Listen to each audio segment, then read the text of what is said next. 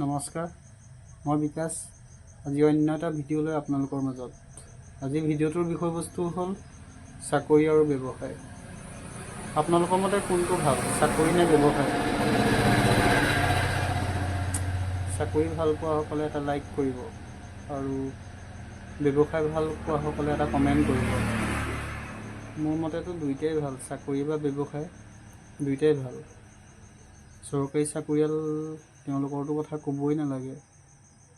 আজিকালি বেচৰকাৰী যিবিলাক আছে তেওঁলোকৰো মাহেকীয়া আপোনাৰ ভাল পইচা পোৱা দেখা যায়। চাকৰি যিয়ে নহওক, উপাৰ্জন যিয়ে নহওক, যিটো ব্যয় সেইটো চালি জাৰি কৰিব লাগে।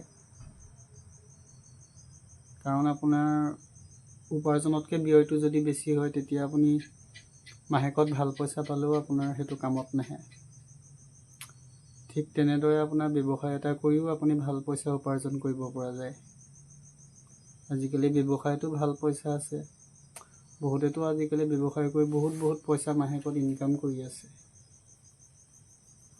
সৰু পাণ দোকান এখন চলাইও আপুনি ভাল পইচা ইনকাম কৰিব পাৰে। আপুনিতো বাদেই দিয়ক, নিজৰ পৰিয়ালটোও চলাব পাৰে। কামৰতো কোনো সৰু বৰ নাই। যিয়ে নহওক, পাণ দোকানখন দি যেনেকৈ চলাব পাৰে, ঠিক তেনেকৈ ডাঙৰ ব্যৱসায় এটা কৰিও আপুনি ঘৰখন চলাওঁ বুলি ক'লে ভালদৰে চলাব পাৰে। খালি ব্যৱসায়টো চলোৱাৰ কিছুমান নীতি নিয়ম আছে, সেই নীতি নিয়মখিনি মানি চলিব লাগিব। নীতি নিয়মবিলাক কি আছে, সেই নীতি নিয়মবিলাক আপোনালোকক মই নেক্সট ভিডিঅ'ত আপোনালোকক জনাম।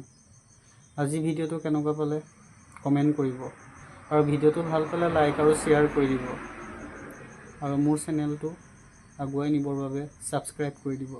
নমস্কাৰ।